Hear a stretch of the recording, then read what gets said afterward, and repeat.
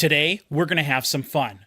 As summer comes to a close, I finally get to check out the brand new Grace Potter album. This is Mother Road.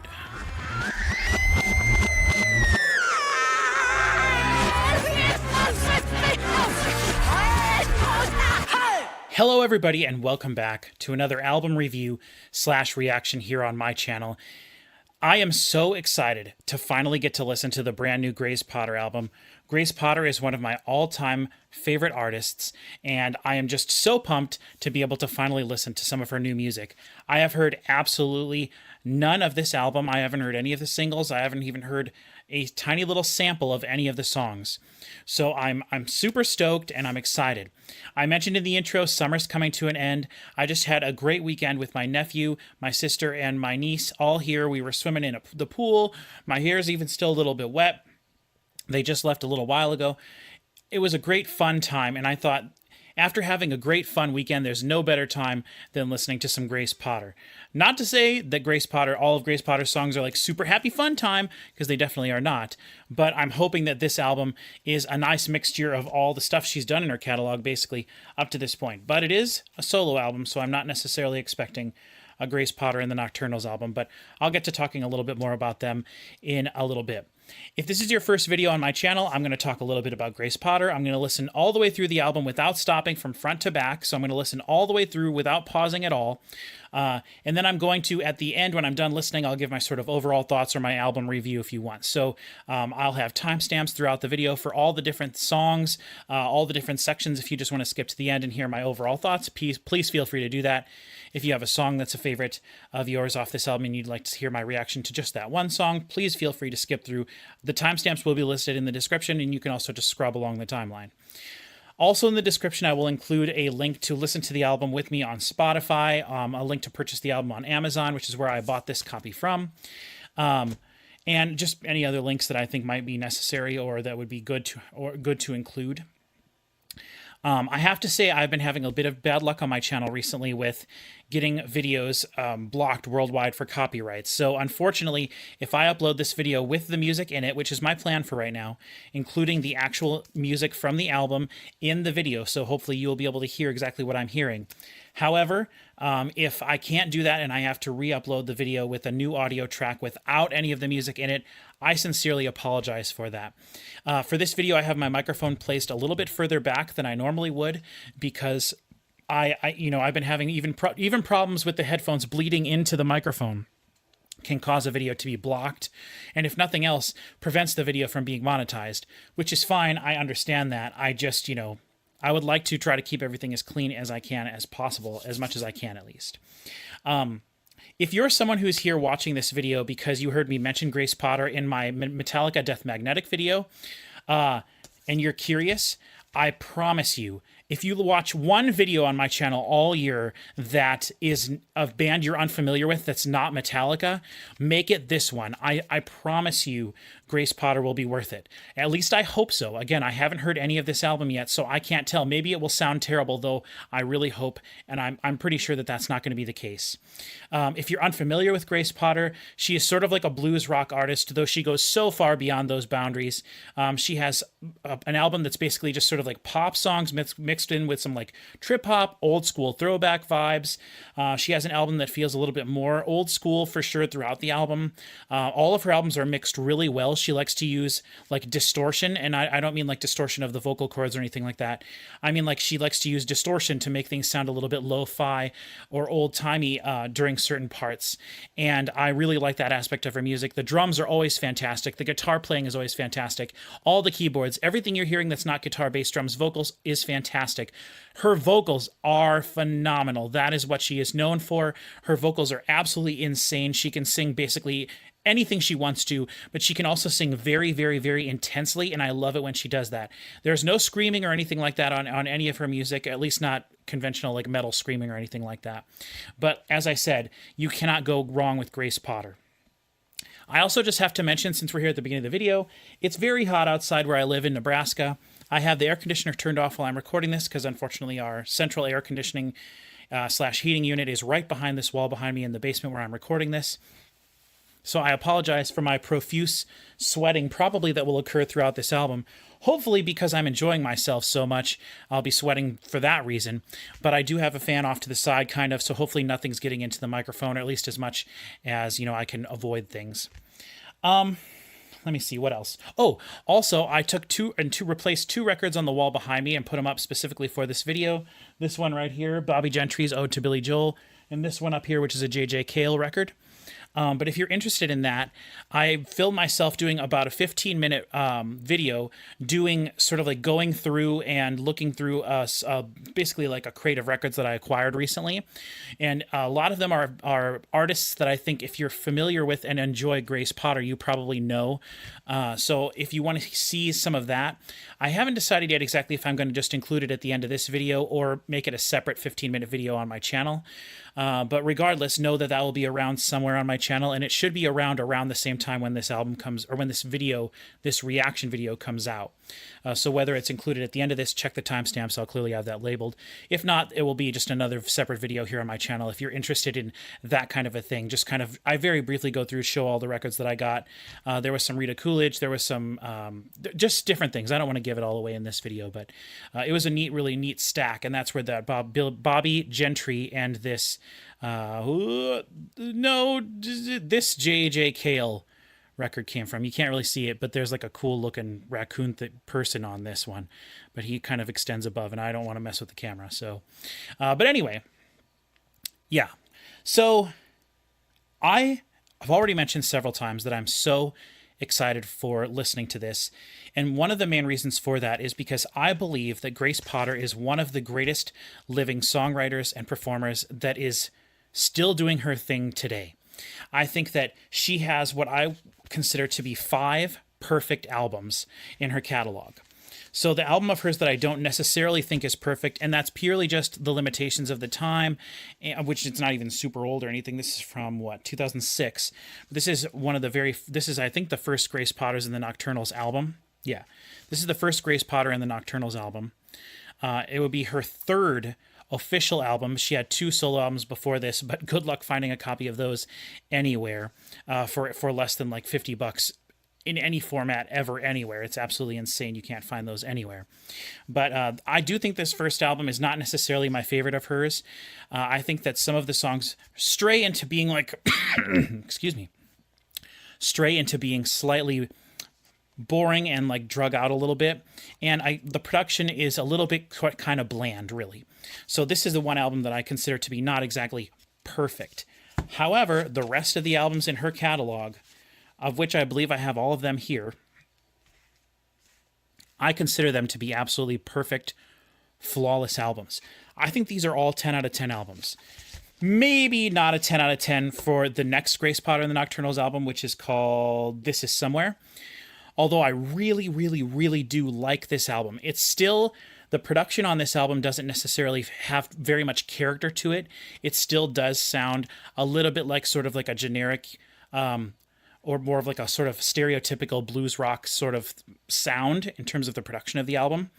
But once we get past this album, which again does have some phenomenal songs on it, and I do like every song on this album, once we get past that one, we get into what I think are just absolutely flawless, perfect albums, like I said. I think that, but this one's called what, Paris? Oh no, this is just self-titled, Grace Potter and the Nocturnals. This is the one with Paris and Ooh La La La, or Paris, Ooh La La La, and then, gosh, all the other great stuff that's on here. But this album, a little bit more poppy, a little bit more sort of like stereotypical sort of synthy keyboardy sounds rather than just organ or piano. When I first heard this, I didn't care for it as much, but then I went back and listened to it again after really falling in love with her next album, The Lion, the Beast, the Beat. Is that what it is? The Lion, the Beast, the Beat. I went back and listened to this album again, and it blew me away, absolutely. So I absolutely love this album. I could see where this would maybe be an album of theirs that people wouldn't care for as much because of the sort of more poppiness of it. But there is still a lot of really great guitar playing on this album. Her vocals shine as always. And so definitely if you're going through these, if you've never heard any of her catalog and you want to, start at the beginning and go through, which I don't necessarily recommend, but if you're going back through catalog, whatever, if you've never heard this album, you're a fan of hers already, definitely go check this one out and disregard what people say about it being too poppy or whatever. I think that it's definitely worth a listen. Then we get to what I consider to be the best Grace Potter and the Nocturnals album, which is their last album, The Lion, the Beast, the Beat. This is the deluxe edition I have, which I'm really grateful that I do. It comes with a live DVD of them performing a bunch of their songs. I believe all of them are from before this album was recorded, though, so it's sort of like songs from these three albums, which is why it's not my favorite music DVD to watch, because this is the album of hers that I'm most familiar with. But I think this album is absolutely incredible. Whereas the previous Grace Potter album sounded a little bit poppy, there's definitely pop moments on this, but the production is amazing. There's lots of really, really, really cool distortion being used in all sorts of different ways on this album. And the first track, which is just The Lion, the Beast, the Beat, is I think one of her best songs, one of the Nocturnals' best songs. I think my number one favorite Grace Potter and the Nocturnal song is actually just Parachute Heart, though. But honestly, every song on this album is so good. Turntable's really interesting. Loneliest Soul, Timekeeper, Stars is really great, and this is the version that has the duet with her and Kenny Chesney doing sort of like a different version of Stars. So that's really awesome. I think it's Kenny Chesney. Yeah. Ragged Company is on here with Willie Nelson. This is just an absolute amazing album. Really, really, really good. The height of blues rock, in my opinion. The guitar riffs are phenomenal. The keyboards, the organs and things like that, are really good. There's also interesting moments of synth and stuff, but there's mostly on this album it's piano and organs and stuff like that. Much more sort of stereotypical sounds that you would find in the blues rock genre. I cannot say enough good things about this album. I think it's absolutely phenomenal. This is a 10 out of 10 album for sure. Okay, so just so you know, I've been having a bit of a cough issue the last few days. I don't know exactly what's going on, but I've been having a bit of a trouble. I don't know if you've been able to tell or not, having a bit of trouble in this video so far, not coughing as I'm talking. And trust me, I'm going to be doing a lot of talking in this video, so I want to make sure I can do it. So I went upstairs and took some Dayquil. So if I end up getting a little loopy, a little bit more excited than normal, hey, whatever, who cares? It's all fun and games when we're here listening to a great Grace Potter album, or at least I hope it's going to be great. But anyway, where I left off, then we get to her album, which I consider to be definitely her most poppy album. This is Midnight. This is her first sort of solo album after she and the Nocturnals, I guess, split up or broke up. I'm not sure.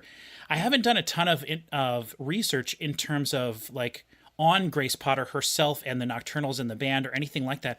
I don't actually know that much about them. I just know how much I absolutely love and adore these albums.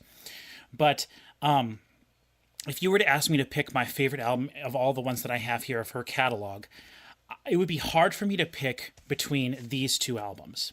I think The Lion, the Beast, the Beat is phenomenal, as I just said, but I also equally think that Midnight is just as good. I honestly think that this album is solid, perfect, 10 out of 10 from front to back, absolutely amazing. I think the best moment of any of her songs is the very end of her song, Delirious. I should remember that. Delirious. I think that the sort of crazy vocal thing that she does at the end of that track is if you're still watching this video not sure whether you want to check her out or not, go look up her song Delirious, and if you don't even want to listen to the whole thing, just skip to the last fourth of that song. Basically, the whole song is structured such that it ends after the third chorus. There's a little bit of a break, kind of, where there's some sort of backgroundy stuff going on, and then it kind of builds back up, and then there's this crazy vocal solo as the instruments get a little bit more intense. And Grace Potter does what I think is the most amazing thing that's ever been done by a vocalist ever in the history of music during that part of the song. So I cannot recommend going to check that out enough.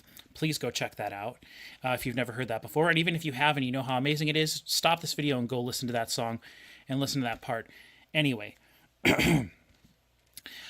there's some trip-hop moments on here. There's absolute incredible. There's a sort of somewhat heavier song on here, Look What We've Become. I think the songs Delirious, Look What We've Become, and Investigators are instigator. Excuse me. Delirious, Look What We've Become, and Instigators are like three of the best songs of all time in a row on albums. It's absolutely incredible. It's an absolute incredible run of songs. So, yeah, I could talk about this album all day, but I want to get to the new one. And then last but not least at all, we have Daydream. I think it's Daydream. Daylight. Again, I absolutely love this album. The production on this is really interesting. It's kind of a mixture of the sort of more stereotypical sounding stuff you would hear on their first few albums mixed with The Lion, the Beast, the Beat. However, there's a lot of airiness to the mixes here. It actually makes me, at times, it sounds like something that Dan Auerbach maybe produced, if that makes sense to you, if you're a fan of the Black Keys and the different things that Dan produces, or even the several other albums that like Pat Carney has produced. It might be interesting to think about it like that even more so than the Dan Auerbach aspect. But this album, I've said before in the past, it kind of reminds me of sort of throwback stuff like Nancy Sinatra, who is one of the few artists that I absolutely love from the 60s and the 70s.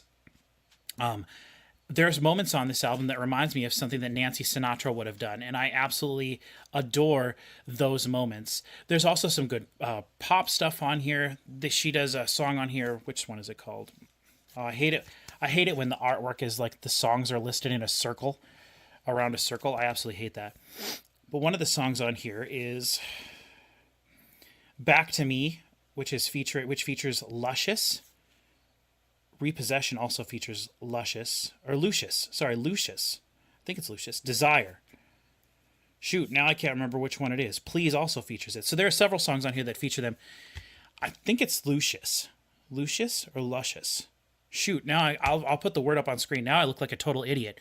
But I've seen them all over the place in different genres of music. It's basically two women, I believe, who they release their own music as well, but they do sort of like backup vocals for all sorts of artists. And I absolutely love when they're featured on a track. And they're featured on 4 of these, which is really awesome. But, this album produced by Eric Valentine, who also produced this album. Let's go. Who produced this one? Eric Valentine. Let's go. Okay, this one is... Oh, really? Dan Auerbach produced this album. Holy cow, I had no clue about that. Son of a gun. Well, there you go. So, okay, well, interesting. Well, so her 3 solo albums, these 2 albums that I love so much, and the new one are all produced by the same guy. So now I'm not worried at all that this album's going to sound bad at all. So anyway, let me just finish off by saying, love this album. Love her whole entire catalog. Again, I've sort of gone through them a little bit. I think that she is absolutely perfect as an artist. I don't think she's ever released a stinker as far as I know. I have not heard her first 2 albums at all. Like I said, it's really hard to find a copy of them at all. But let's get into Mother Road. I actually have not opened this yet, so I'm going to take a moment here and do that. Then I'm going to rip the files exactly as they are on the CD, from the CD to my computer, and that's what we're going to be listening to. So give me a moment to do that, and I'll be right back with you.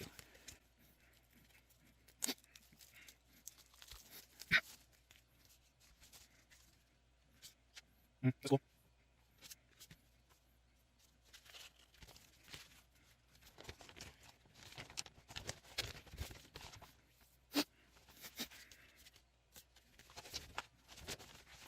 Okay, so I just want to hop back in here real quick. Looking at the artwork, I absolutely love this. You know, who doesn't enjoy that back cover? But opening it up for the first time, I see we've got nice fold out here. I bet this would look great, obviously, as a vinyl. Then, in looking at the book, I took it and unfolded it, and it looks like we have a picture here, a custom picture for each one of the songs, which is absolutely really cool. Now, it does say on the sticker for this piece of paper that came with this, which is right over here, it says, Grace Potter new album includes Grace Potter designed postcard montage featuring the songs Good Times and Ready, Set, Go, produced by Eric Valentine. So that's awesome. So the songs we need to keep an eye out for are Ready, Set, Go, and Good Time, which are tracks, it looks like 3 and 4 respectively. But we also have this awesome little picture montage here, and on the back it does look like the lyrics are all printed here for each song, and each one does sort of look like it's sort of set up in postcard format, which is really cool. one thing I have to point out right away is the sort of throwback retro sci-fi futuristic like neon-y vibes that a lot of these pictures give me here. That's really interesting. I wasn't expecting that. So now I'm wondering if we're going to get a little bit more sort of like throwback 80s sort of synths maybe on this album. That would be really cool, and that would be something that would be that would be like a really fresh, really neat surprise to me. I'm not going to take too much time and go through these and like go through and look at all the lyrics and you know assess every picture and what it could mean for each song. I'll do that later on when I listen to this album again.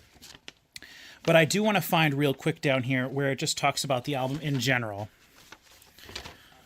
So it says, produced, recorded, mixed, and mastered by Eric Valentine. Usually I'm not a fan of the same person doing all of those different steps in the production. I should also say, if this is your first video with me, what I generally tend to talk about is music production stuff, why things sound the way they sound, how everything sounds, you know, in relation to each other, stereo image, things like that.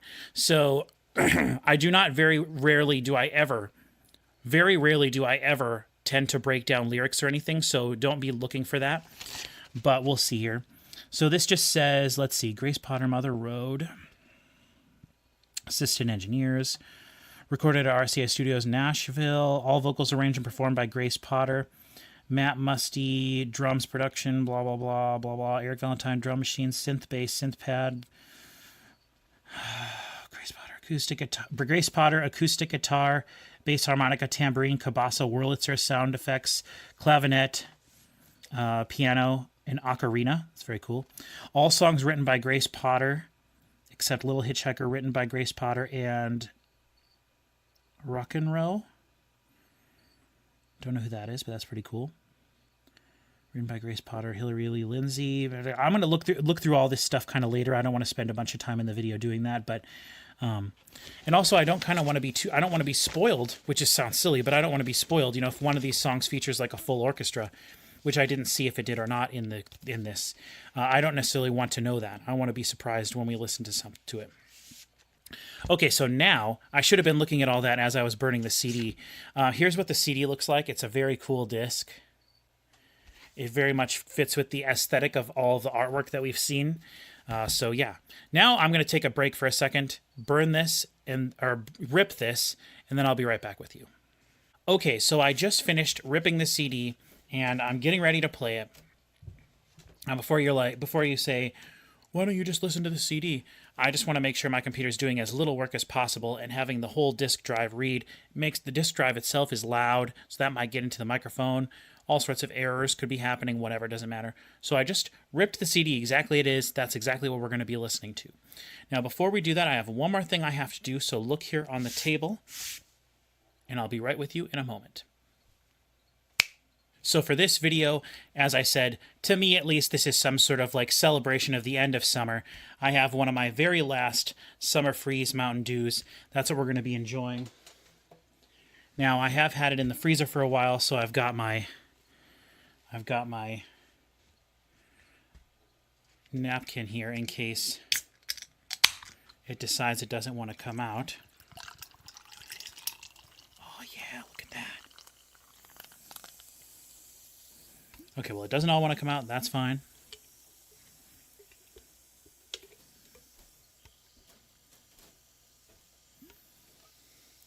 We'll get the rest of it later.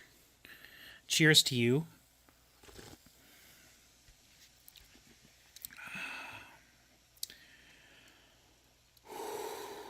Okay, take a moment. Let's center ourselves. Who knows when the next time is we're going to be able to hear some brand new Grace Potter.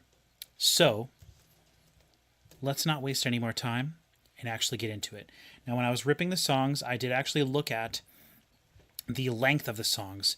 So we have a 5 and then a 5 minutes, 12 seconds, then a 47-second track. So that's going to be more of like an intro type of thing, or leading into the next song. So the song Truck Stop Angels actually is not a full song. So we'll get to that when we listen to it. But then we have a couple other 5-minute songs, 5-minute 49, so that's awesome, almost six minutes. A couple 4.5 minute songs, and then a couple of 3.5 minute long songs. So seems like a good variation to the song length, and the whole album itself is 40 minutes long. So that is minus that 47-second track. It's about the 39 minutes long or so. So that's a pretty decent length for an album. If you did happen to watch any of my Metallica video, you will know that I had thought that this could definitely be an album that ends up being... Hold on, did I hit record again? I did.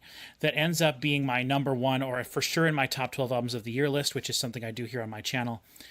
I have very high hopes for this. However, I also understand and know that some of the albums in Grace Potter's catalog have taken me a few times to really appreciate them, listening to them a few times to really appreciate them.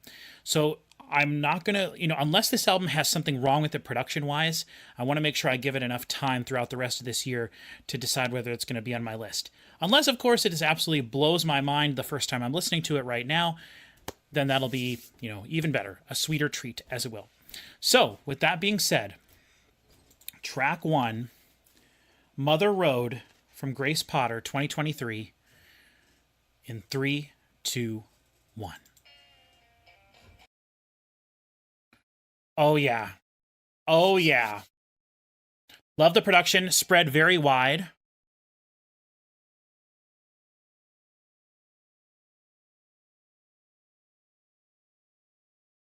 Bass sounds good. Kick and snare sound fantastic. The guitar on the left, rhythmic. And then a Wurlitzer off to the other side, balancing it. Very nice.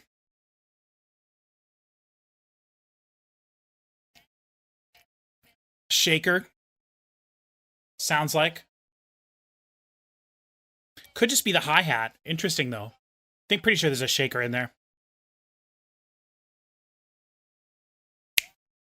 Yes.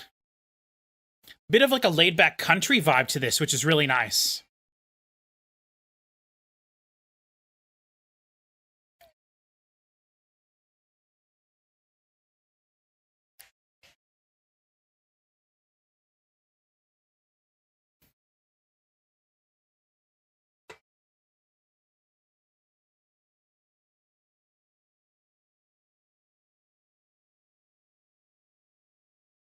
Love the sort of gospel choir feel. Ooh, yeah. That bass guitar, let's go.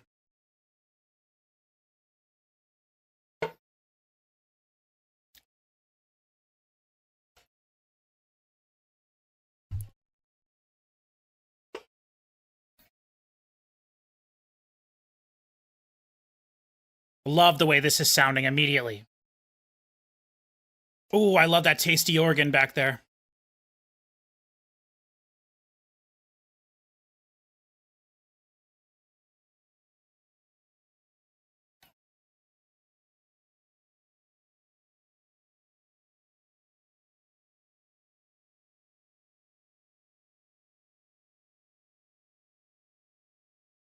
Not a lot of overdubs, just the guitar on the side and the organ on the other side, the sort of Wurlitzer thing on the other side, balancing it the entire time.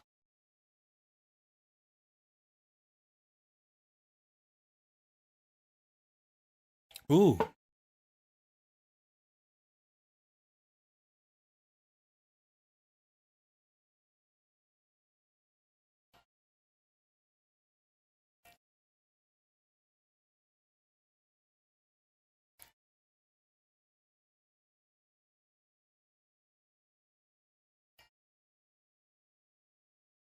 I think that's a baritone harmonica.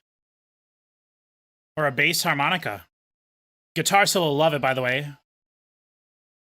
Clean, sort of clean electric. I'm really thirsty, sorry. I keep just drinking my drink.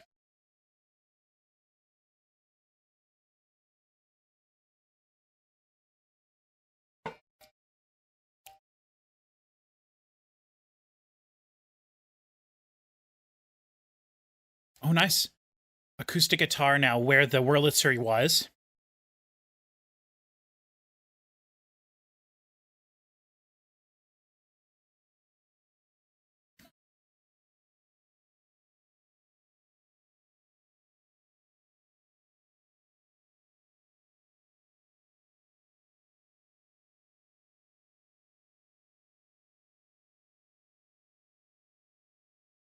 I love that. I think that, yeah, that is a bass harmonica type thing. Or baritone harmonica, I'm not sure. They're these enormous harmonicas. Look up videos of them if you're unfamiliar.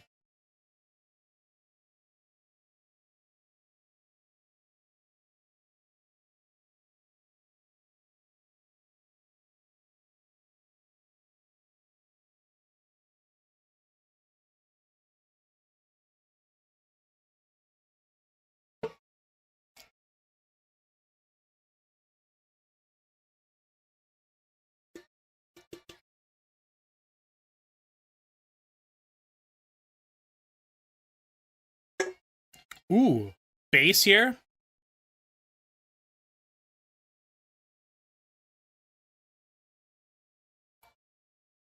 Love this. So we've kept the acoustic guitar in there. We have lead electric guitar now.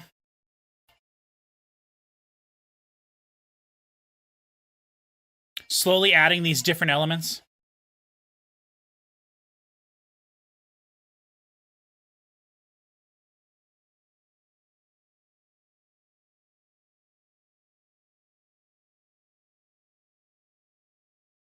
One thing I have to just bring up, I hope we don't have to worry about this, but I hate fade outs. Okay, here we're on to track 2. This is Truck Stop Angels.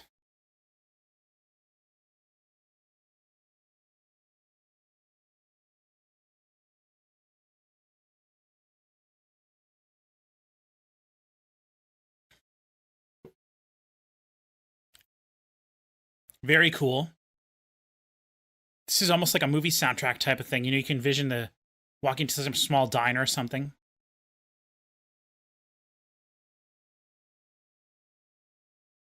It's like an ending to the previous song. That's very cool. We're going to be going into Ready, Set, Go.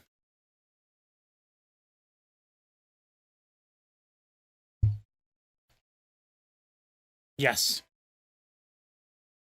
Ooh, that bass and that kick. Okay, same kind of thing. Instruments placed the same.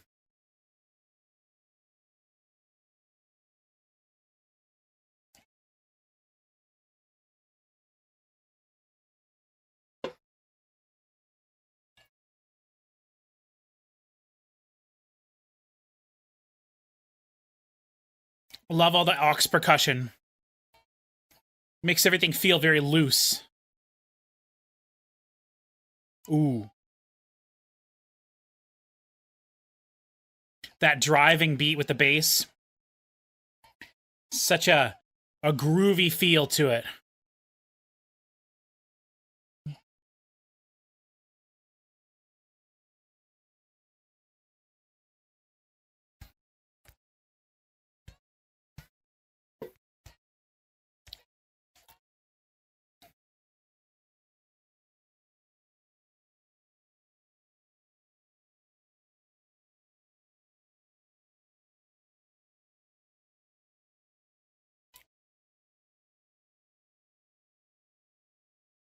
Interesting. So not really a big singy chorus for this. Just the groove and the intro to the chorus.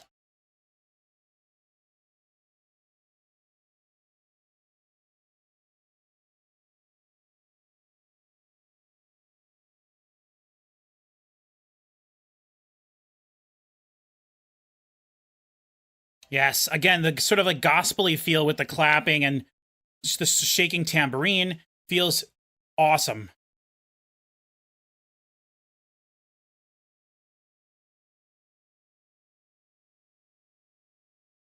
That nice organ. Slide guitar, electric guitar.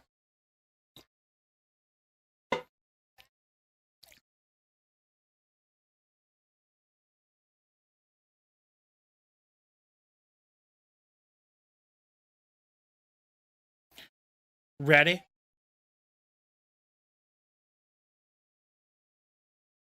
Mm-hmm.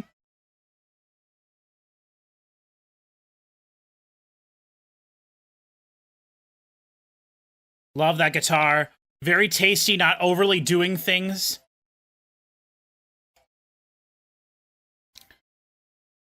Love the drums.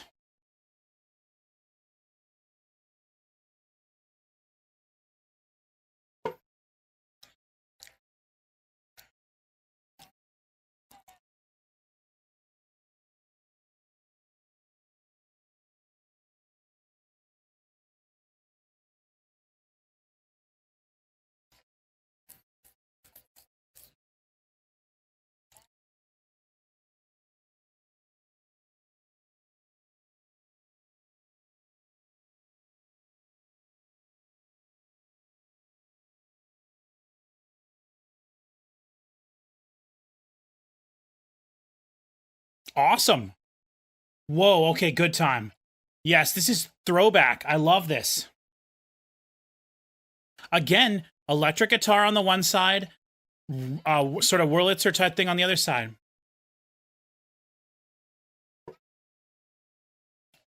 Definitely less variation to the production, but I'm loving this so far. I love how everything sounds.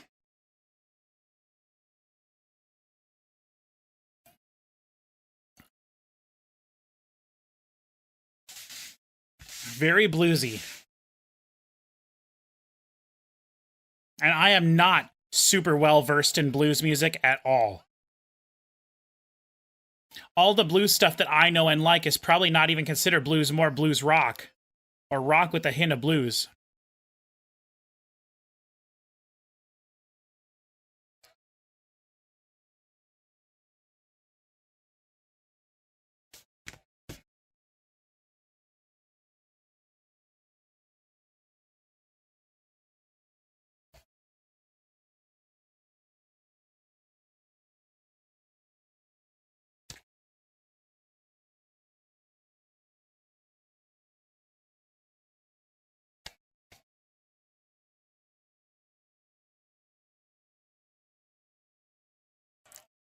Ooh, so tasty. A bass.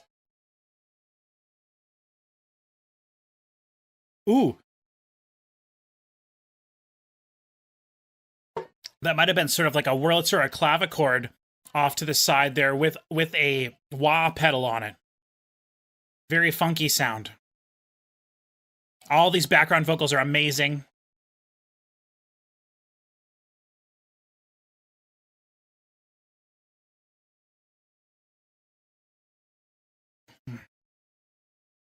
Ooh, I love that. Is that baritone guitar, maybe?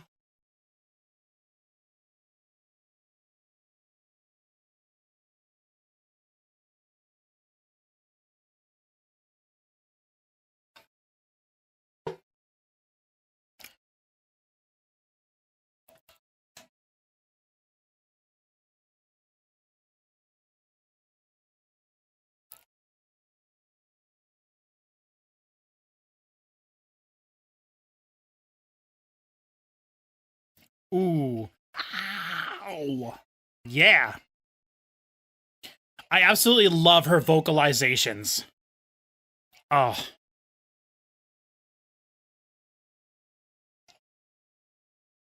Nice. Again, it's all the same elements that have been happening the whole song, but everything feels like it's just going more, you know? Ah, yes, then bring it back down.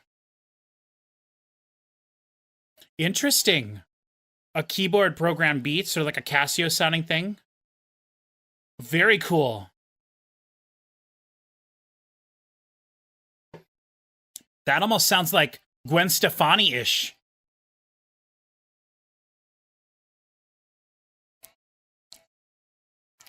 Ugh.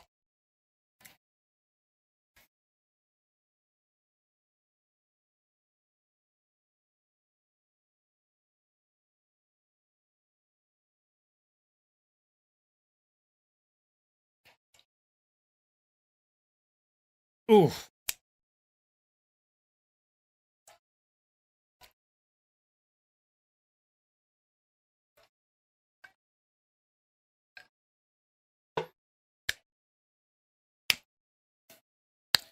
Again, it feels like a celebration. It feels like a group of people together.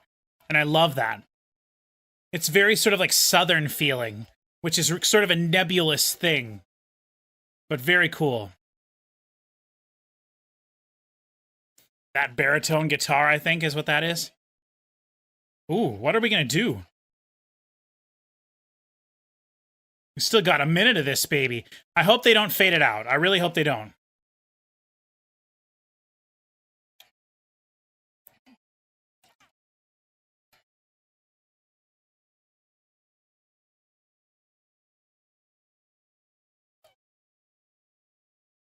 I think that's clavichord, wah clavichord thing is the back. Probably been there for a while and I haven't noticed. This feels like it could fade out and I really don't want it to. If you're unfamiliar with my channel, I can't stand fade outs. I hate them.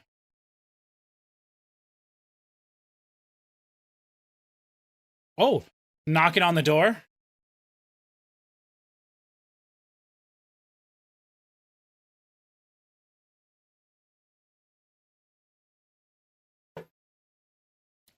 What a cool way to end a song.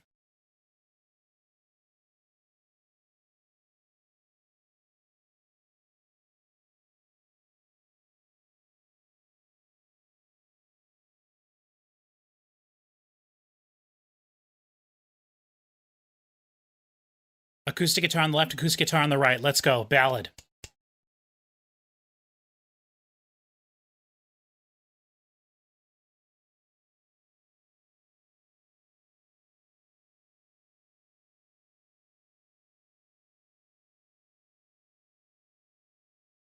Piano.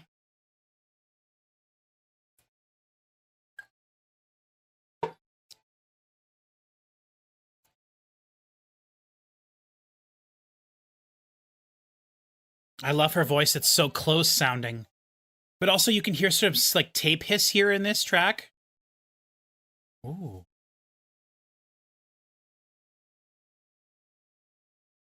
Yes. All right, so we will have drums coming in. Yes, this is great. This is like The Band or America or something along those lines. Nitty Gritty Dirt Band, maybe.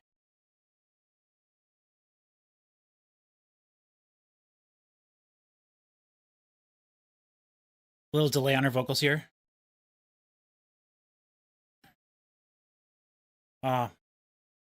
Steel guitar, lap steel. Ton of reverb on it.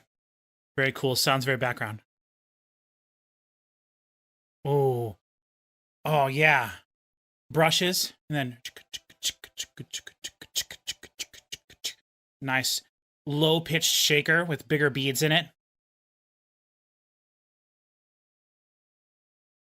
You know, it's not like a salt and pepper shaker. It sounds like bigger granules.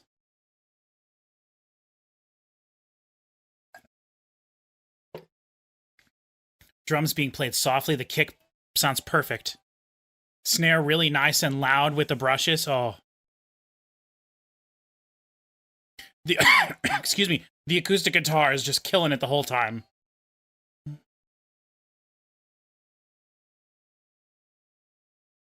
I think we're going to be kind of halfway through the album here, which is crazy to me. Ooh, oh, yes, tasty organ, give it to me.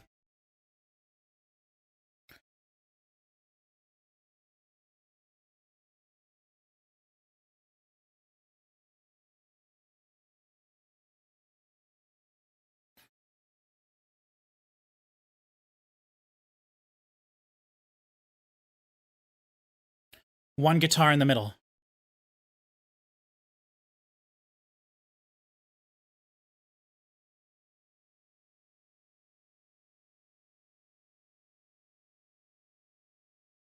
Interesting. Oh, very cool. All right. We're going to be going to Lady Vagabond now.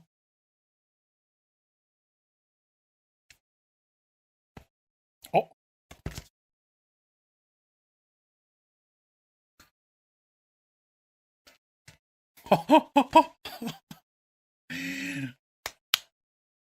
Excuse me, Old West, Ennio Morricone?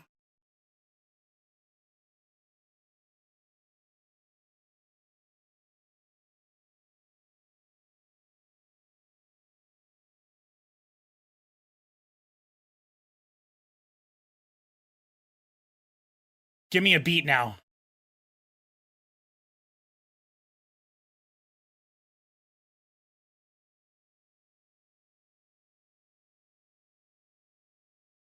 Okay, a little heart, maybe?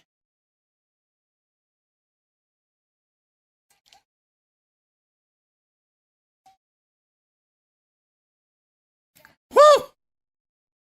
Oh, that timpani drum. And the castanets off to the side. Oh, my goodness.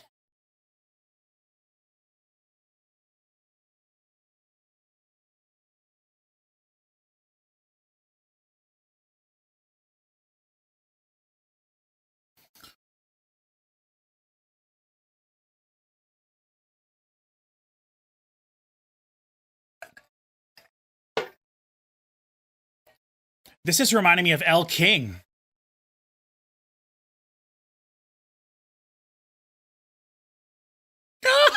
This is amazing. This is amazing.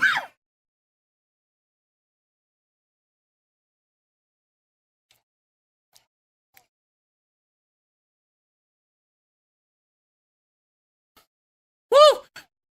Mariachi trumpets.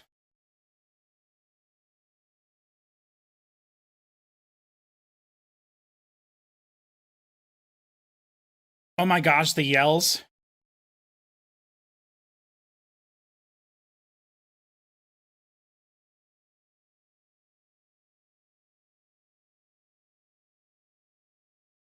Oh my gosh, give me a big ass guitar solo, please.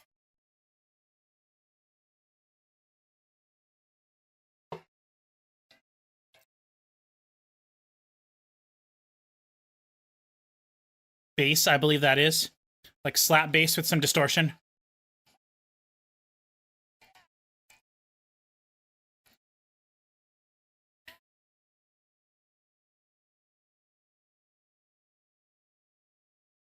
That wah.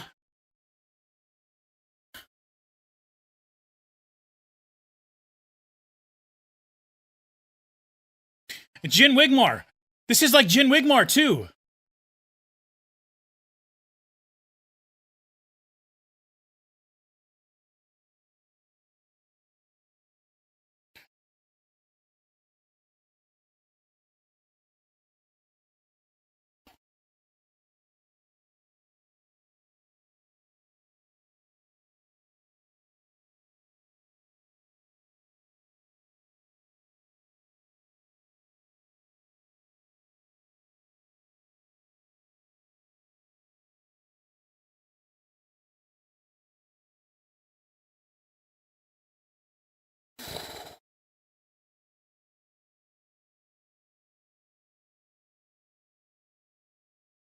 Oh yeah, let's keep going.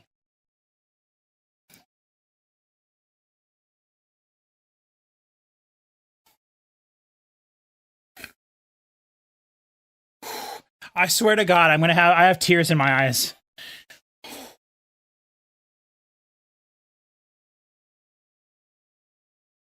This sounds just like Gin Wigmore.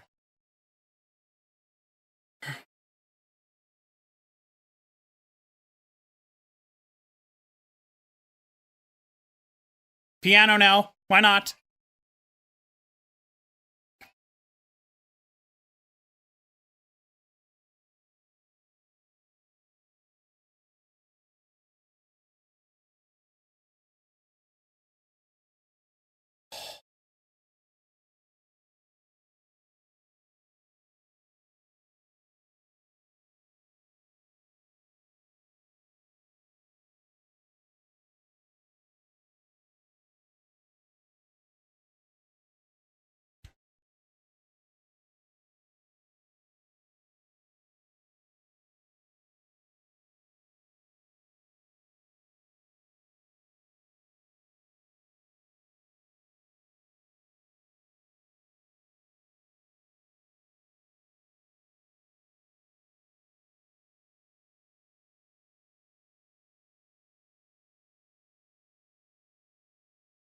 Oh my God.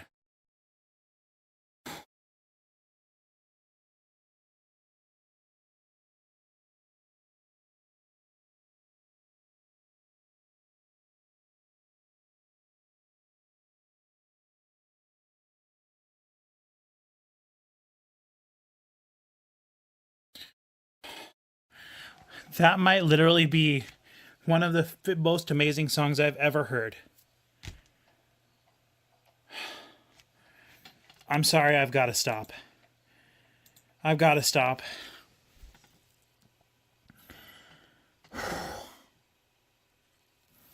I know that's silly, but like, I love Old West music, Old Western, old timey music, and there is no modern Old West music.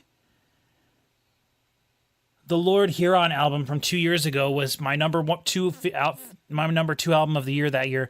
It's a full album of just incredible throwback songs, but that was like Literally one of the most amazing songs I've ever heard. And it kept going, and it was long, and there was a big chorus.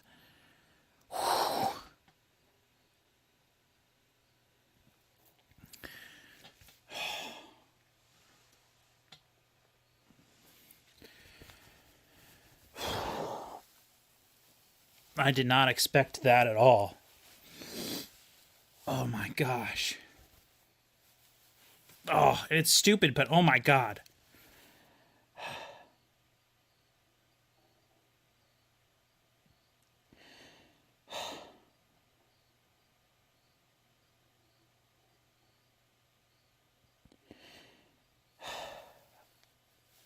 That really got to me.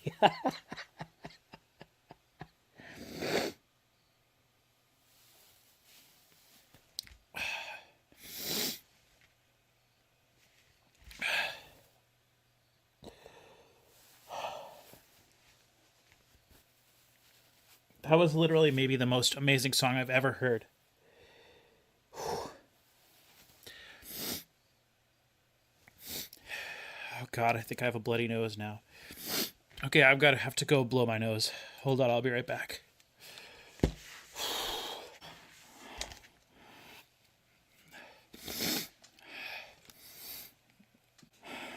Okay, so that song, I do have a bloody nose. I did get blood on my shirt. Whoops. And on my hand too. Sorry. If this is gross to anybody, maybe I'll cut this out. Okay, I am back. I did in fact get a bloody nose and had to go. I dripped some on the carpet. Sorry if this is gross to anybody. It got a little bit on my shirt here.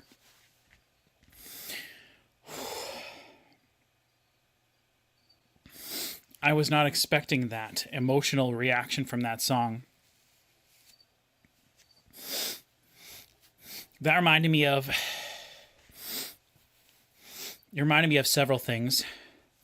But one of the first things that I come back to that I thought of is the first time I saw the movie Mad Max Fury Road in theaters. I think that was the first time I ever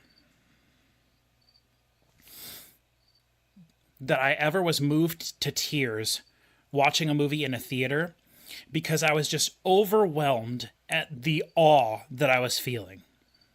You know, I didn't cry in that movie because any of the characters died or anything like that. I cried because the part of the movie where I legitimately had tear come out my eye was when they go into the sandstorm.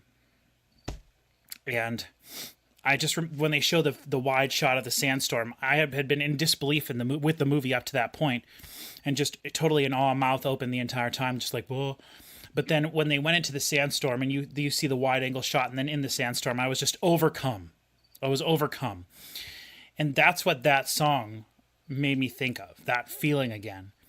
And so I have to just say, I don't know how much I said earlier. I don't remember anything that I said really, but I love Old West music, and there is no Old West music being made today that's not just instrumental stuff for like movie soundtracks and whatnot. And to have one of my favorite artists of all time, Grace Potter, do a song that very much reminded me stylistically of, production-wise, of Gin Wigmore's album Gravel and Wine, which I consider to be one of my top 20 favorite albums of all time, and a perfect 10 out of 10 album as well.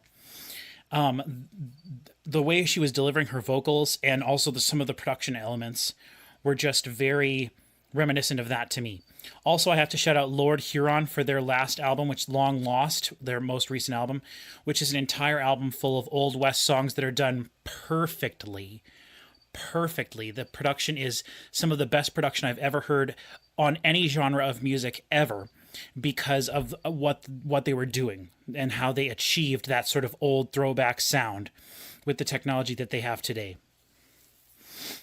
So yeah, I don't know how much of that I'm going to be able to keep in. I'll try not to let my ego get in the way there.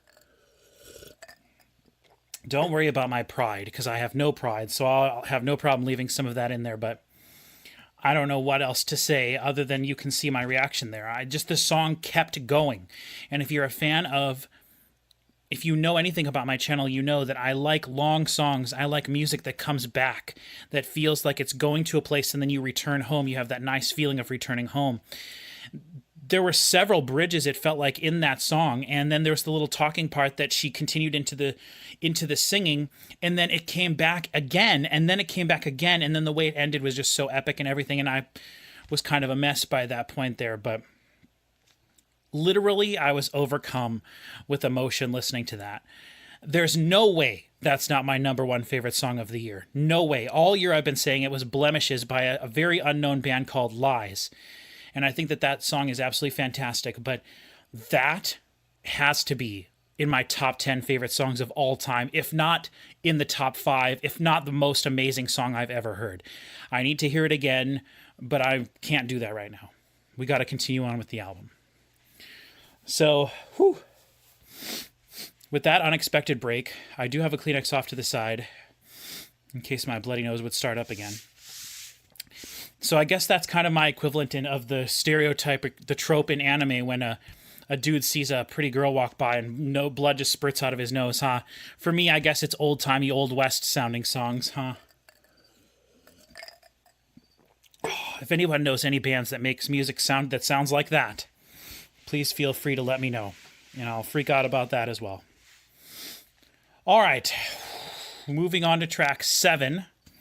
That was Lady Vagabond. Now we're on Rose-Colored Rearview. In 3, 2, 1. God, and this, I had to stop it because this sounded too amazing. The massive kick. You can hear the reverb on the bass there.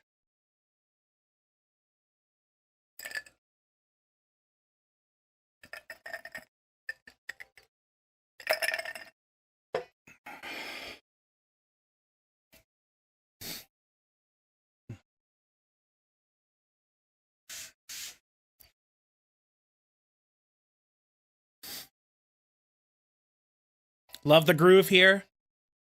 Okay, so now we have the electric guitar on the side and the acoustic guitar balancing it on the other side. Bass guitar is just out of this world. Okay, nice electric slide guitar again. Very much keeping with that sort of somewhat old throwback westerny feel.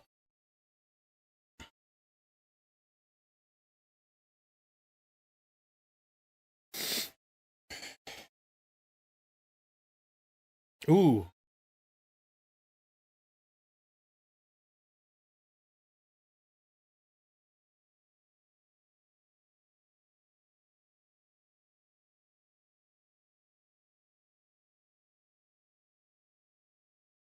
Ooh, I love that slide there.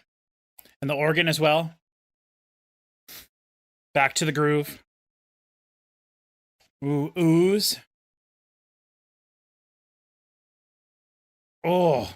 Boo doo doo doo doo doo doo doo doo.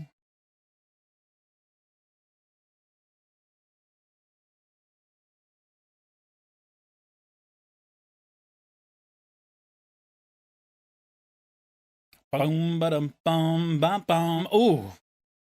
There is still a little bit of that like Heart vibe here, but very groovy, whereas Heart was more rock and roll, like driving. This has just got a groove to it, a feel.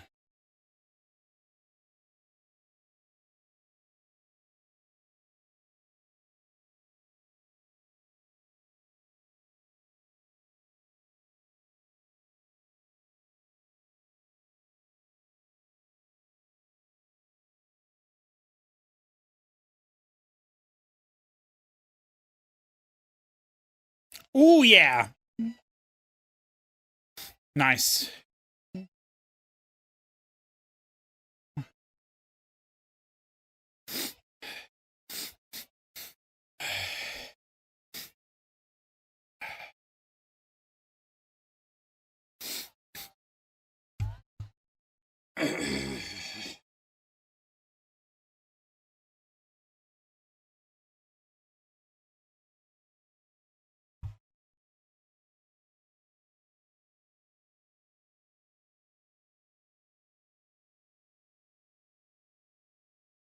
Yes.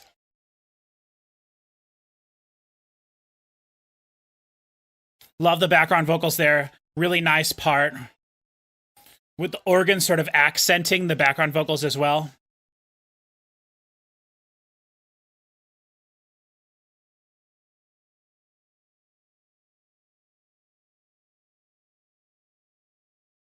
Bum ba dum bum bum bum.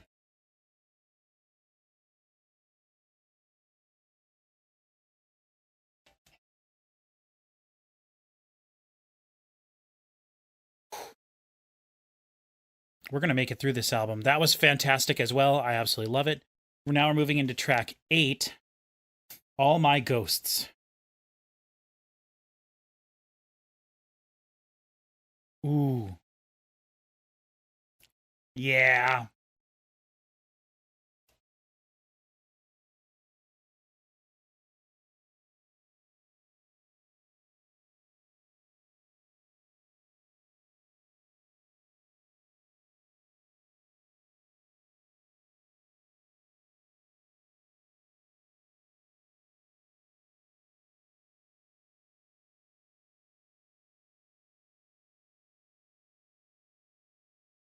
Ooh, I love this.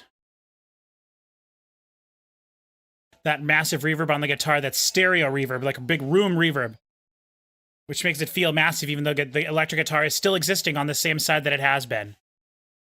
And that's...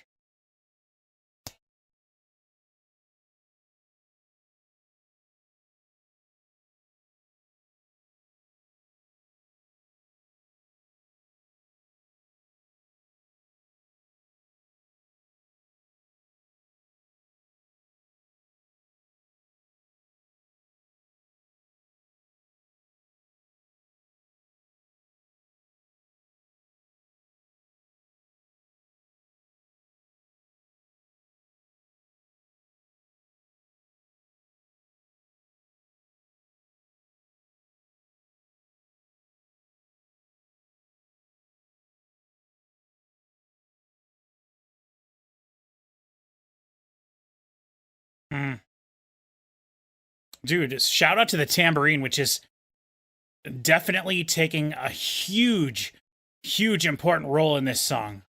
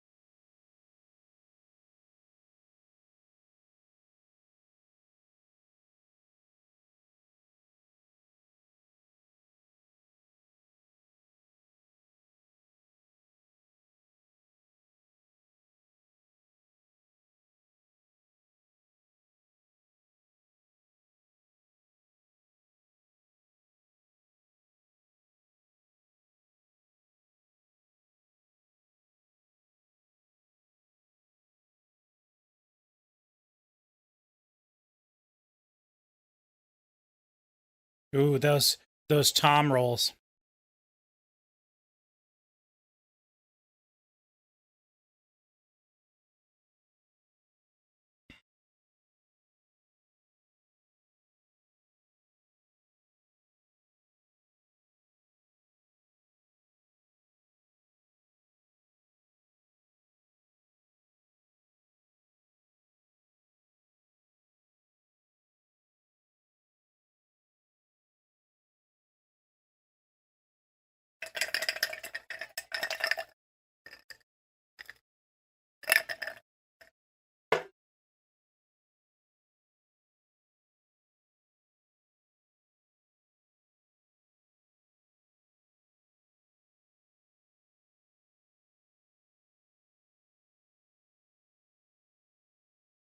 A little bit more action from the guitar here as the song progresses. And it's really interesting how they played with, yes, these vocal runs. Love it.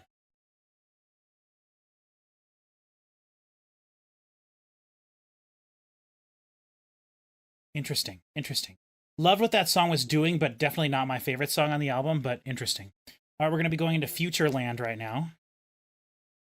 Okay, piano.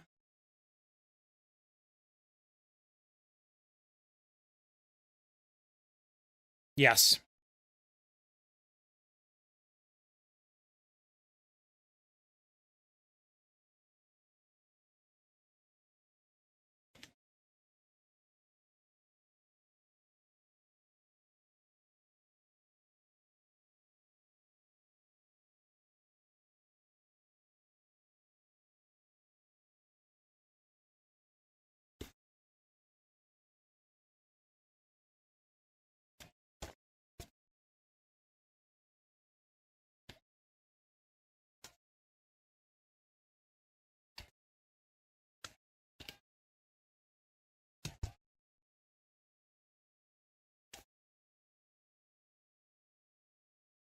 Wow, interesting effect there on the background vocals. Interesting. Some saxophone maybe in there? Some brass of some kind?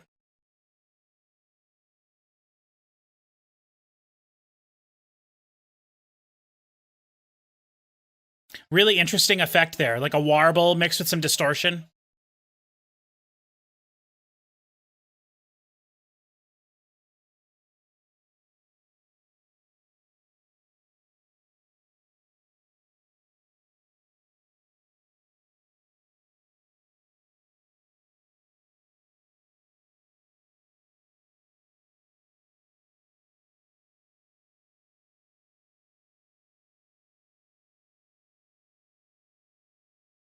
Mm.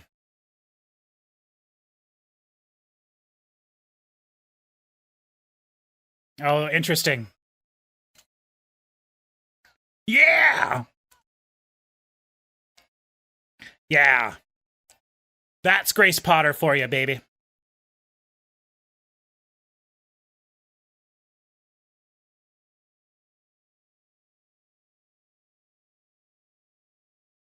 Yeah.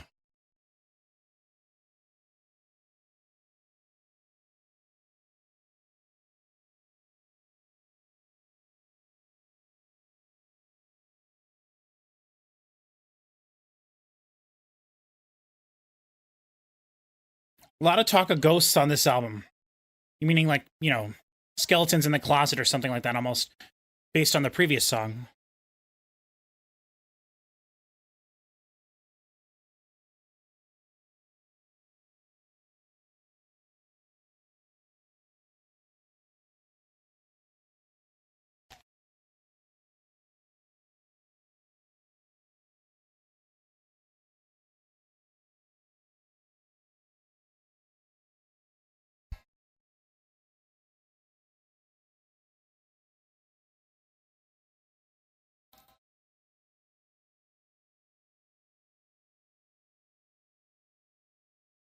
All right, last track, Masterpiece. Woo! Let's go, baby.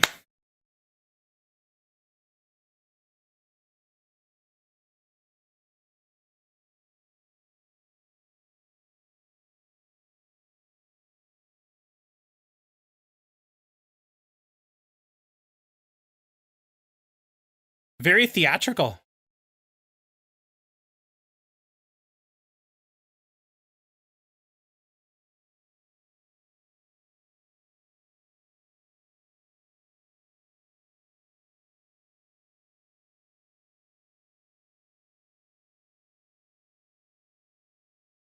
Interesting. Love the piano, driving piano in this.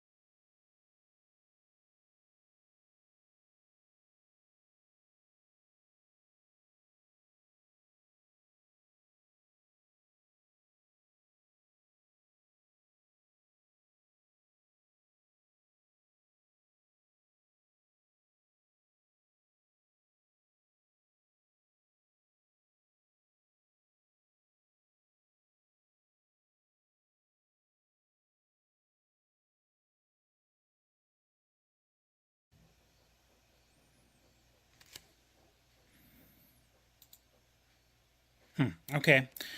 All right. Well, there's the end of the album. That last song, I will say, I found it a little bit too vulgar for me to enjoy. I definitely think that that's kind of the point of that song. It felt like a lot of this album was meant to sort of lyrically and stuff. I felt like a lot of it was about sort of embracing the inner demons and things like that and whatnot, and think retrospective, like looking back and stuff. And Grace Potter, she is always, lyrically at least, always sort of rode that line of like just maybe possibly stepping over the line of like what would be considered to be like appropriate or whatever. And so like for me personally, I definitely think that that last song on the album is the weakest song on the album, and probably not one that I will be revisiting a whole bunch. However, I did really like it. I like the piano. I like the theatricality of it. I like that moment where it got so huge it felt like it almost couldn't get any bigger.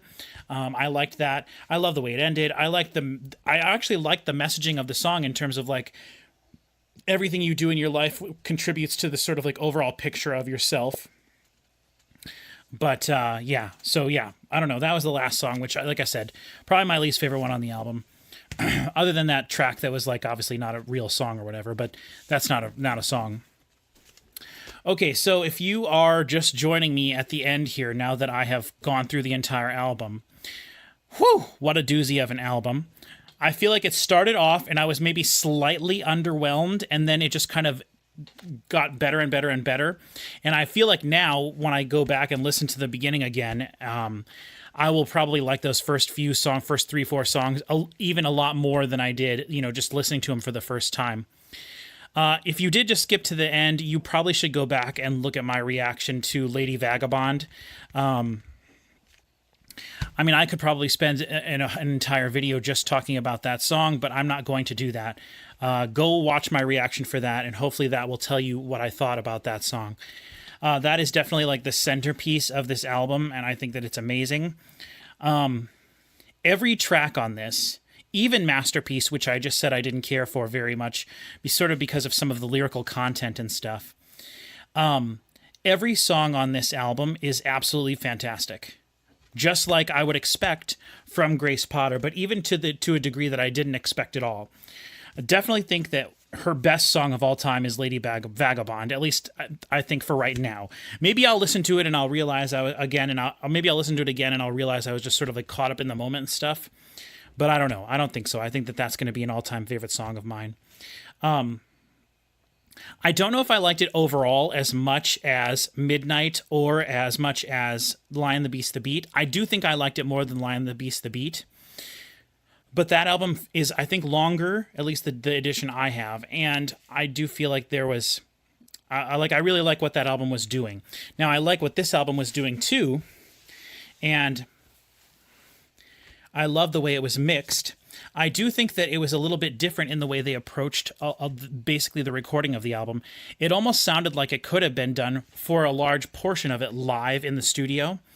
And I don't think that they did that. Maybe they possibly could have tracked some of the stuff live. But what I mean by that is the foundation of every song, the sort of fundamental elements you were hearing, at least the first half of the album specifically, were electric guitar off to one side, being balanced by the sort of Wurlitzer sort of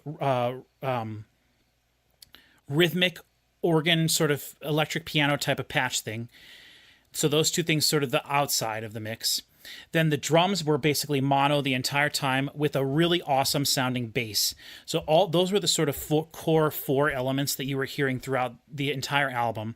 And they were all panned pretty much the same throughout the album, which is what gives it that sort of uniform feeling across the whole thing. Now, I will definitely like Lady Vagabond, All My Ghosts, Masterpiece. Those songs sounded quite a bit different, and they were sort of panned different and structured different everything.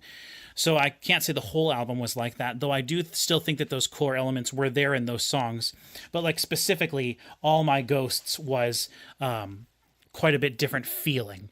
That song was really interesting in that it had the electric guitar doing on the same side of the mix that it has been the entire album, but with a very big roomy stereo reverb on top of it.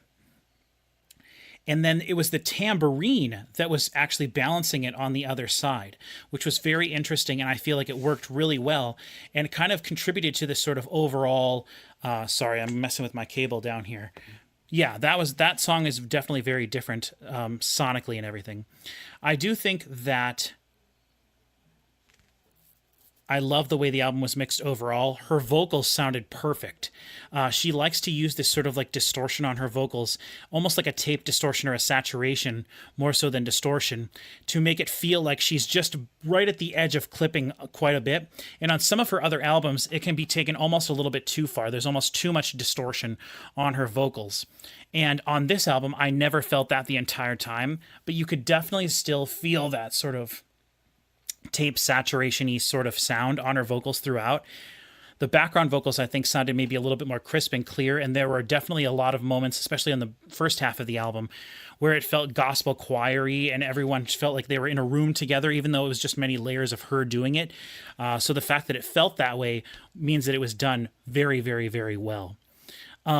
I think the bass was phenomenal across the entire album. It was just played to perfection. The writing was phenomenal. And there were many moments during the album where the bass stuck out to me, and I am not the kind of person that pays very much attention to the bass. So that was a really nice pleasant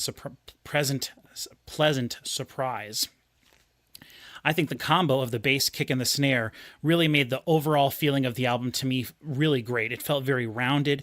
It felt very sort of almost lo-fi to a certain extent, very sort of old-timey blues, sort of after everything's been run through sort of desaturation, denoising effects, very rounded. Everything felt very round, but also very thick. The kick drum had nice punch to it. The snare drum was really nice. I forget which song it was, but the song that was... I think it might have been Little Hitchhiker, the song that was acoustic guitars on the side, and then when the drums actually came in, the snare drum was being a brush.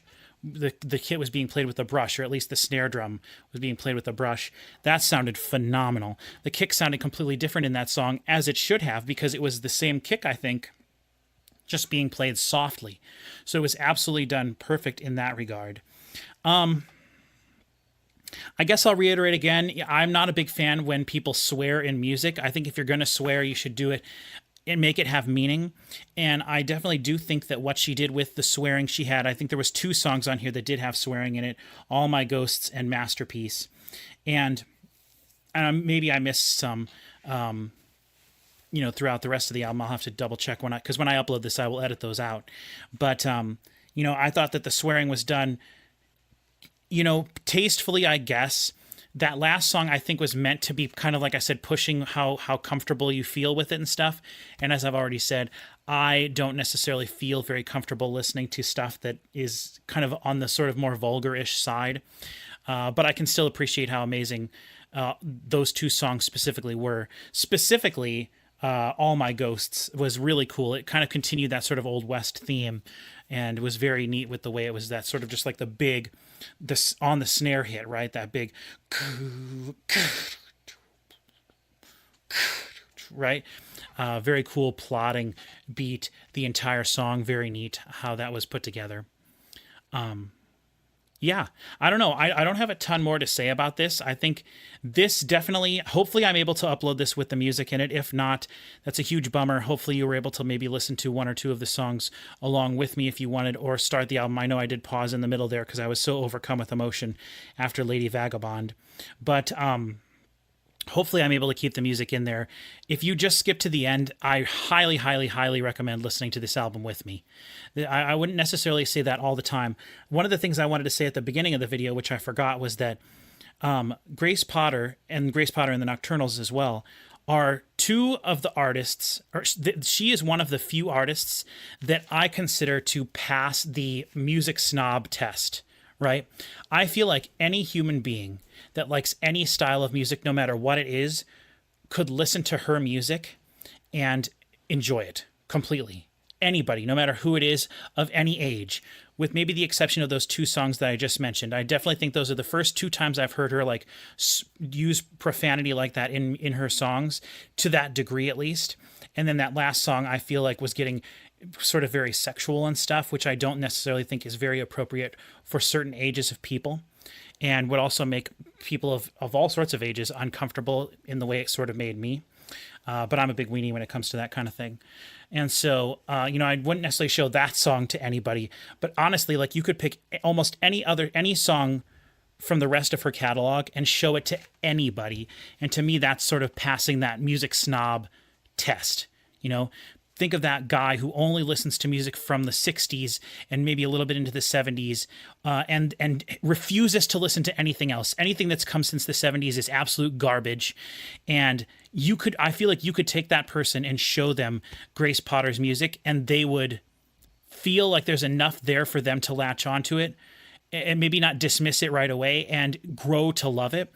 And I feel like most people, when they hear this stuff, would just be absolutely blown away immediately. I do think that the first few songs sounded a little bit more sort of like bluesy, gospel-y than I was anticipating. I personally like that, though I guess I could see how some people would maybe be thrown off by that a little bit. She definitely has more poppy, more accessible sounding music, at least on some of her other albums. But I personally like that sort of more gospel-y, southern, sitting on the porch, in church. Some of the stuff sounded very churchy, which is very interesting.